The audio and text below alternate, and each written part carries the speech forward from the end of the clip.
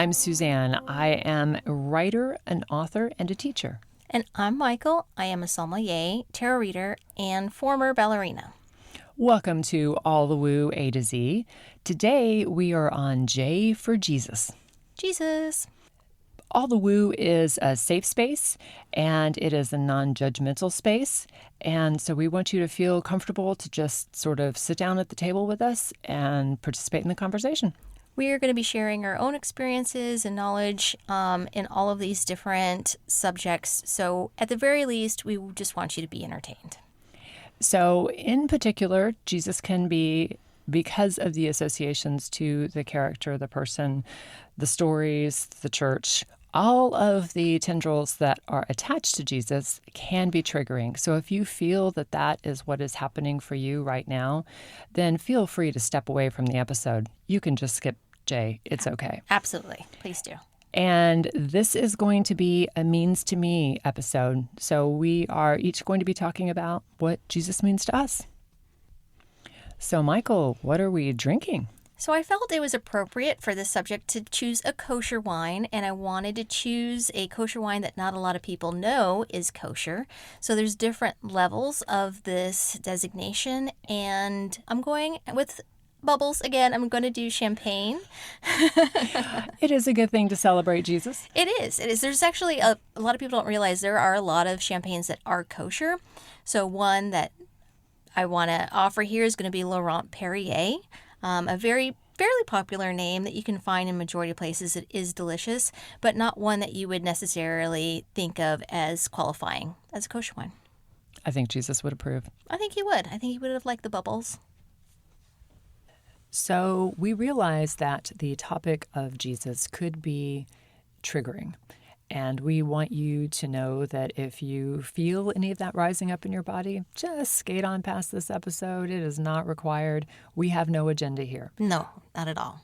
We are just absolutely talking about possibly the most woo person who ever was even conceived to live. True. We're not trying to persuade anybody or anything like that. We're just literally talking about how woo he is or was. And how that woo works with both of us. Exactly. So if you're up for that, we're happy to have you.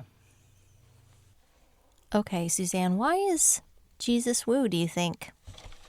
Well, legitimately, I can't think of any reason why he's not. But we can start with prophecies. True. My favorite, the water into wine part. I would love to try that someday. It's supposed to be the best wine ever.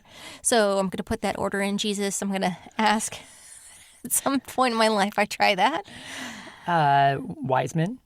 True. Just general miracle healings of all different kinds. Same. Astrology. Stars in the sky. It was a conjunction that people are still arguing about what it was. Has raised people from the dead. Again, the healing of people. True. You could put that technically kind of in a different category. Yeah. Really, really healing people. Like super, super healing people. Or my other favorite outside of the wine, the Egypt connection of him growing up in Egypt. True. Probably in Alexandria with all of the families who actually were the ones who wrote the Septuagint. Yeah. And then, of course, there is the dying. True. Yes. And being raised from the dead. True. You don't really hear a lot of that going on typically. Yes. Kind of makes them. But I think more, so those are all the woo things, but I think the thing that makes him exceptional in the realm of deities is that he was and y'all, this is my perspective, completely feel what you feel, know what you know. This is just my perspective. A God who took on mortality. So the understanding he was going to die no matter how it happened, and didn't ask anything from anyone, was just giving the entire time, was not trying to have a child with anyone, was not trying to manipulate any situation, didn't seem to have an agenda other than to love people. Yeah, I think the thing that really stands out to me is, so there was this is a weird personal story, and you can That's debate. why we tune in to all the I know, right? Am I right, people? Michael's personal stories or our personal stories. But there was a time in my life where I did not get angry. So I didn't get mad ever at all. So things would happen and I would just try to, because I was trying to work the woo spectrum of being like, I'm just Zen. Everything happens for a reason.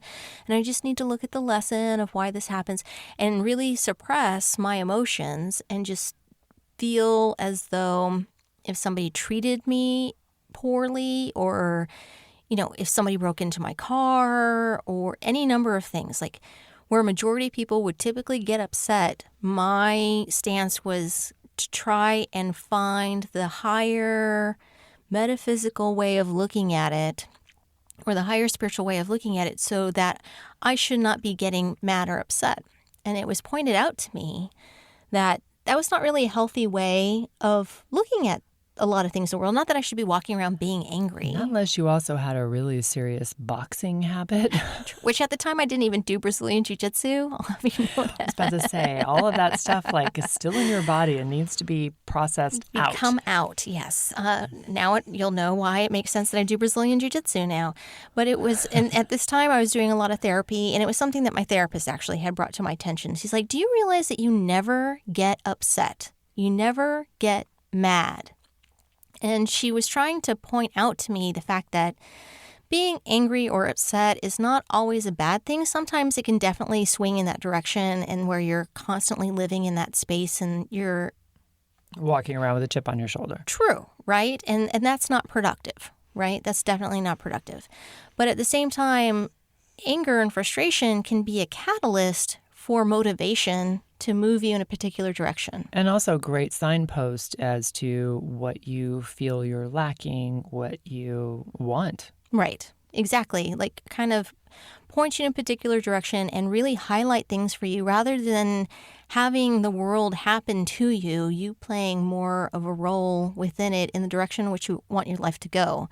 And so at that time... Agency. Yes. At that time, I was absolutely constantly referencing for myself, but also to others, like, you know what? It's okay to get upset. And I kept on referencing that story that's in the Bible of Jesus in the temple getting upset with the tax collectors and the business for sacrifice, right? That they were money changers in the temple itself. And I'm going to just... Sorry, not tax collectors. New Testament kind of...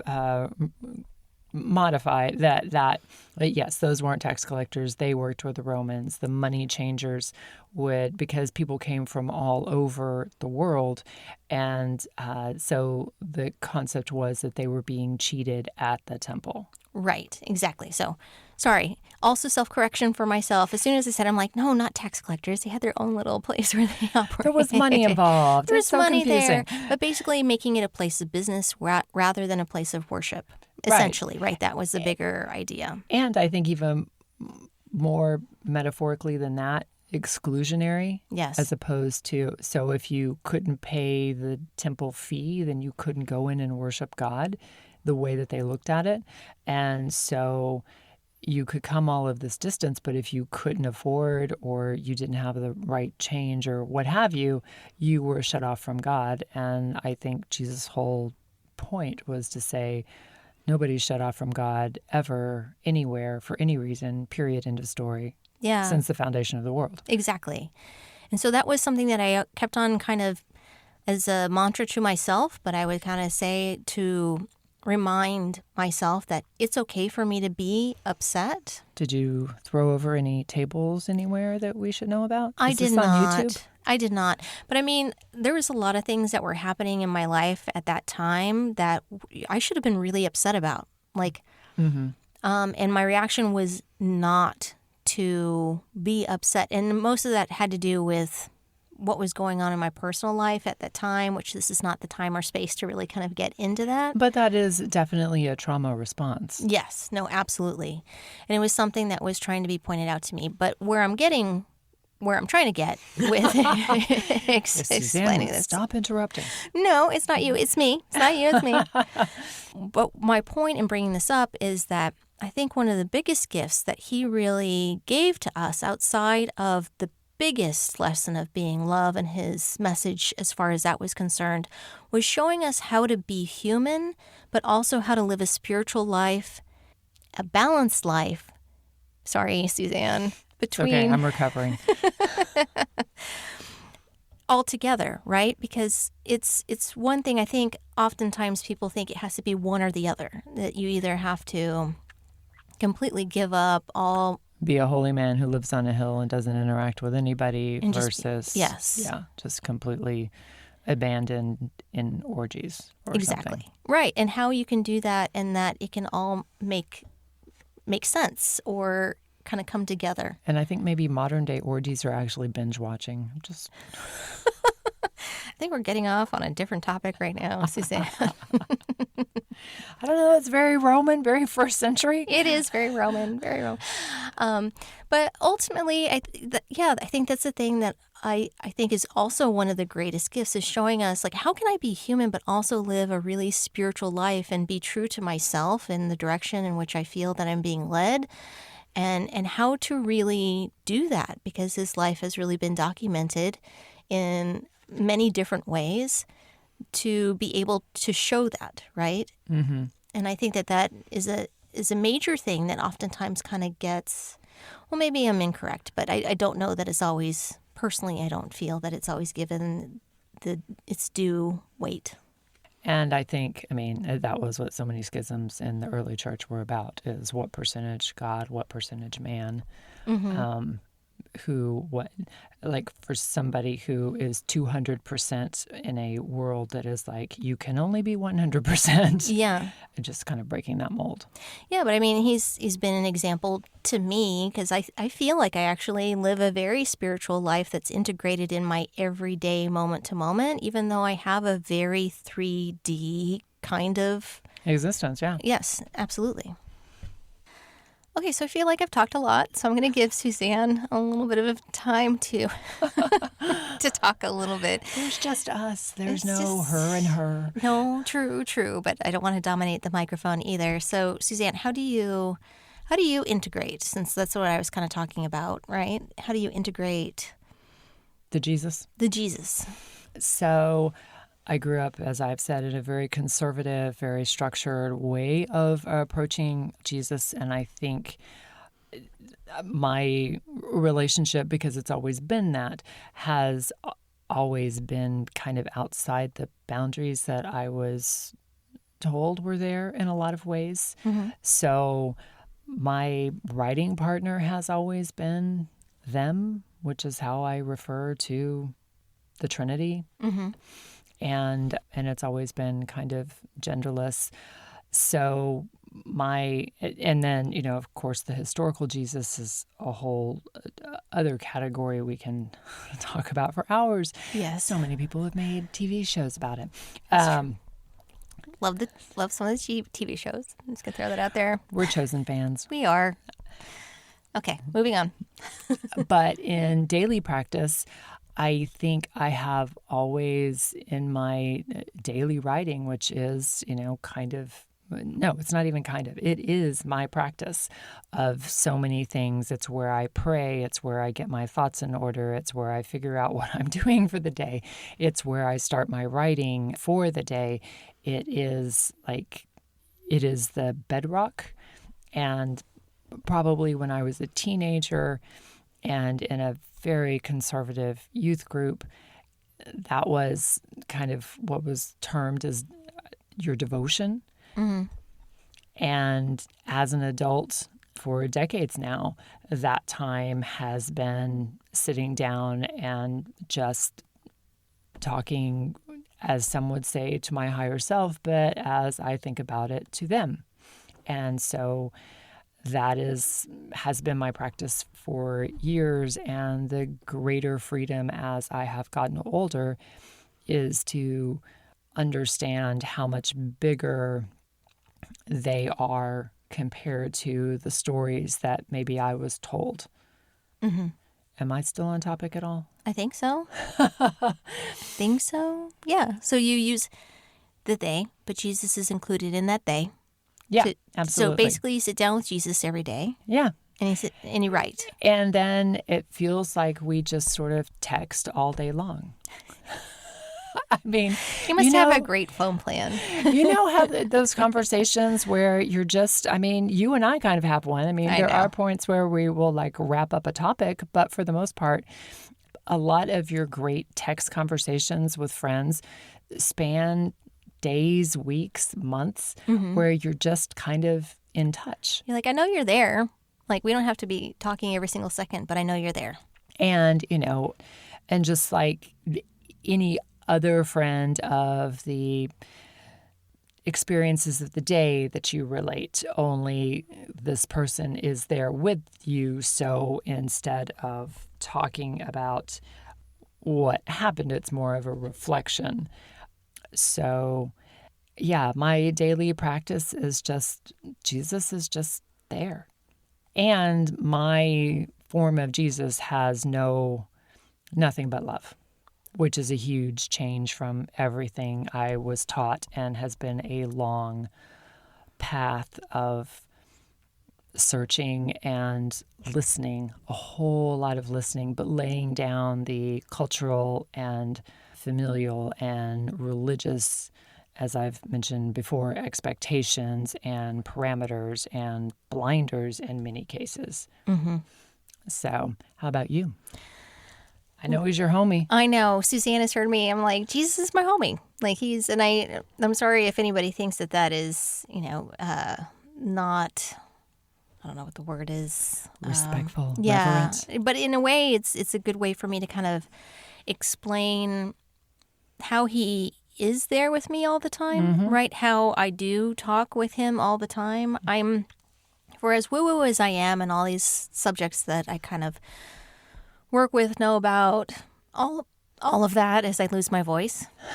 But none of them, and I think this is where we are, the bridge that we are kind of understanding for ourselves, is none of them exclude. Not at all.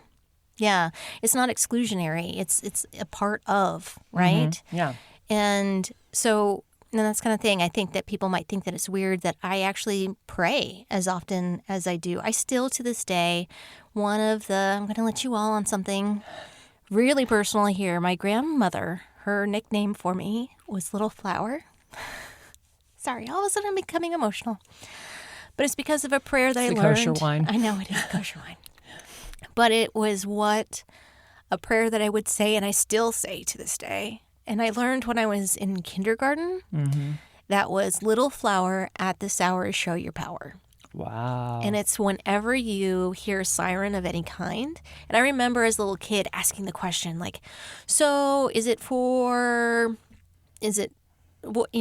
for the police, but what if they're going after somebody who is, in the right, like not knowing who's right or who's wrong, like in the scenario, like, am I praying for the right person? Like as a little kid, kind of asking that question. And I remember the answer just being there, like, if you just leave it up to them, that they will decide who is the proper person to be helping in that scenario, right? And all you have to know is that if you hear the siren, somebody is in need of help somewhere. So you're essentially praying for whoever is actually in need at that moment in time. And so I say that prayer to this day. Like, even if I'm sitting in my home and I hear her like constantly, I can't tell you how many times I say that prayer a day. But as an example, at night I pray and Jesus is always there. I also meditate every day. And so when I meditate, one of the people that I ask be a part of who I am connecting with in my meditation is Jesus. And I ask that he actually sit down and meditate with me. So I actually, in my mind, kind of, once I ask that, I don't even think it's me imagining. I get this feeling that he basically comes and sits next to me and puts his hand on my shoulder. That's beautiful. And so we sit and we meditate together. So that, and I always ask too that I ask for guidance and I ask for help to see the guidance that I'm being given. When I give my protection or I ask for my protection every day, he's a part of that and being one of the people that I'm asking for. to assist with that. So he's really integrated into a good majority of my day. Mm-hmm. It's kind of weird. I have a very intimate, it feels, relationship with him, and which I think might throw people off, given, like I said, how much people see me or that I identify as being woo-woo. And it's like, I don't see them as being mutually exclusive. And I think that might be also one of the reasons why we are so attracted to ancient cultures is because there was no, for the most part, separation between magic and religion. Magic was religion. And that relationship and that connection, that those were things that fed each other as opposed to being kind of, well, magic is now science, and science is at war with religion in most post-Enlightenment worlds. So I think that also maybe reflects that attraction. True. Yeah, absolutely. Wanting to understand those things. And I feel like there's a part of me that also in his lifetime here on Earth, when he was like active and all of that, that When he was a good Jewish boy. when he was a good Jewish boy, that he was fully aware of a lot of the things that we are talking about. You know, I think that he was aware of how chakras worked, and And I think probably, I mean, I am not a Kabbalist, but I think of Jesus as the master Kabbalist. And those things are so interwoven because understanding how the universe works. And so, yeah, I think Jesus, that's one of the reasons why he was able to teach with authority, according to the scriptures, as opposed to all the other teachers. yeah, he knew what all those things were about, so he could actually speak with knowledge on those topics. He was like, okay, I've got string theory in my head. How can I turn this into sheep and goats? True. Or just make an awesome wine. She does love the wine. I mean, come on. It makes everything. Holy wine. enhances- It could be really amazing. Yeah, you never know. Well, that's what it says. It says it was amazing. So, We're down for holy wine. so kind of going back to what I was talking about before, just because it's coming to me that I should probably share this part, even though it's not totally Jesus, like exclusionary in what it is I'm going to say, but referring back to my story about the little flower. When my grandmother, she passed away, and it was a year later, the church that she was affiliated with, they had daily mass, but on that particular day of the anniversary of her passing, they dedicated a mass to her. So I went with my grandfather and my dad, and I think a couple of my uncles. I think maybe my aunt went. And what I thought was really interesting was that day, it was also the day for the saint known as the Little Flower. So it like kind of came full around in it. So it meant something special, like as if she was there for me. Yeah. And I just remember my grandmother, my Baba, who could not hold a note to save her life. She would sing this old hymn, and I think about it sometimes, and I could remember her singing it in the shower, and it seems very similar to what we're talking about. So, every day with Jesus is sweeter than the day before. Every day with Jesus, I love him more and more. He will bless and keep me. He's the one I'm waiting for. Every day with Jesus is sweeter than the day before. I miss my Papa. Yeah. So now that we're both crying. So, yeah. Getting a little emotional on the closet. Grandmothers and Jesus. What potent- can you say? It's a potent combination. It's like holy wine, but with legs. But with legs.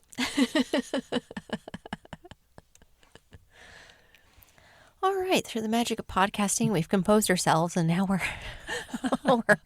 we're back together again. So, what's next week? I believe And by next week, I mean next episode. I believe the letter we will be on is K for Kundalini, the snake. the sexy serpent that lives at your spine. Suzanne loves that. Join us next time on All the Woo, A to Z.